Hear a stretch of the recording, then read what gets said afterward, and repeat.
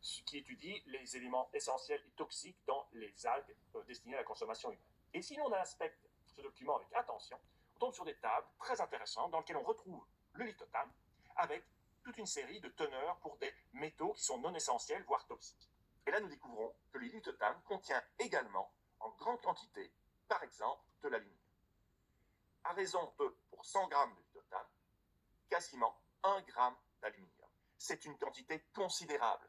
Certaines personnes se tracassent parce que elles ont peur d'être contaminées par l'aluminium parce qu'elles ont un couvercle pour faire la cuisine qui est en aluminium ou une batterie de vaisselle en aluminium. Certaines personnes font remarquer que dans certains vaccins, il y a une stabilisation avec des sels d'aluminium. Il faut savoir que là, si vous consommez régulièrement du lithotame, par exemple parce que les laits végétaux que vous utilisez en contiennent, vous allez avoir un apport bien supérieur en aluminium, notamment parce qu'il va s'accumuler au cours du temps. Mais simplement, même sur une prise ponctuelle, c'est vraiment une quantité considérable. Il est anormal qu'un tel apport d'aluminium soit ajouté dans un aliment.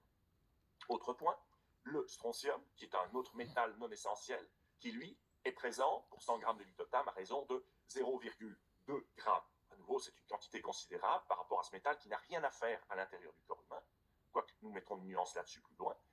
Et nous avons, autre record, le titane, qui est un métal, à nouveau, nous verrons, qui n'est absolument pas positif pour la santé et qui est présent à raison de 0,14 grammes, 140 mg pour 100 grammes de lithotame.